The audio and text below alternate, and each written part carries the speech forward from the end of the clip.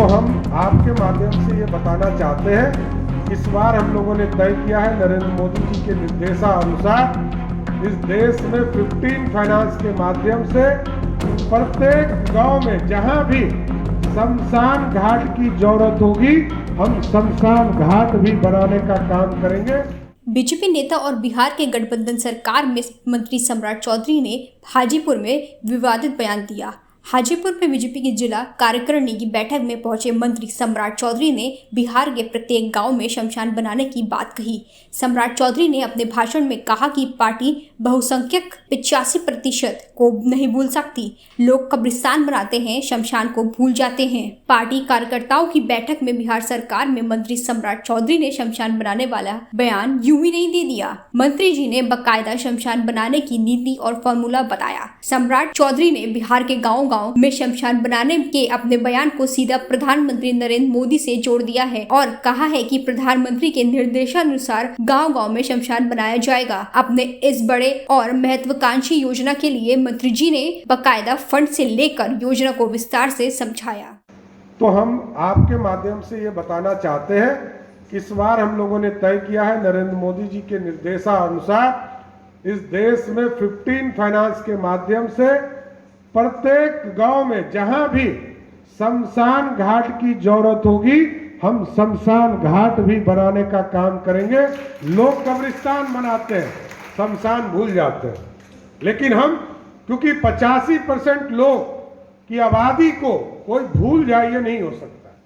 कार्यक्रम पार्टी और कार्यकर्ताओं की थी। आगे मंत्री सम्राट चौधरी ने जो कहा वो गठबंधन को छुपने वाला था। बिहार में जेडीयू के साथ गठबंधन सरकार में मंत्री सम्राट चौधरी ने कहा कि 2015 के विधानसभा चुनाव में अगर हार नहीं मिली तो भाजपा जेडीयू से गठबंधन नहीं करती, न ही भाजपा को किसी दूसरे का नेतृत्व कबूल करना पड़ता। इशारा साफ था। सम्राट चौधरी ने बिहार में एनडीए सरकार के मुखिया नीतीश कुमार की तरफ इशारा करते हुए कहा कि गठबंधन की मजबूरी में भाजपा का मुख्यमंत्री नहीं बन पाया। भाजपा नेता के बयान ने विपक्ष को बैठे बिठाए हंगामा करने का मौका दे दिया। महुआ से आरजेडी विधायक मुकेश रोशन ने कहा कि विधायकों सांसदों ने अस्पताल बनवाने के लिए अपनी निधि के पैसे सरकार को लौटा दिया था और मंत्री अस्पताल स्कूल बनवाने की बजाय शमशान बनाने की बात कह रहे हैं। बिहार को शमशान बनने नहीं दिया जाएगा। बताइए कि जहां अस्पताल की जरूरत है वहां वो लोग शमशान बनाने की बात कर रहे हैं कि बिहार के गांव-गांव में शमशान बनाएंगे।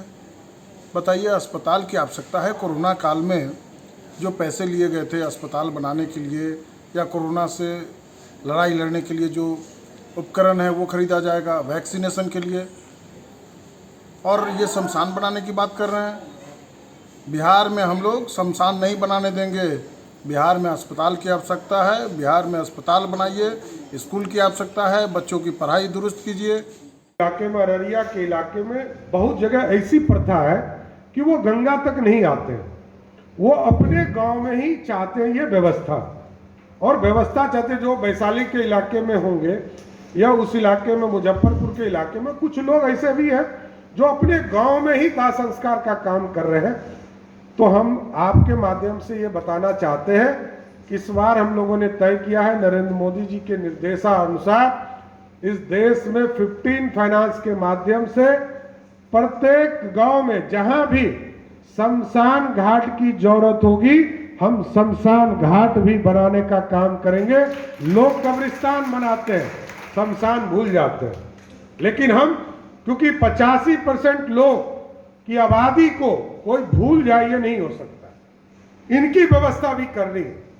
इसलिए साथियों, एक एक चीजों पर आपको फोकस करना है।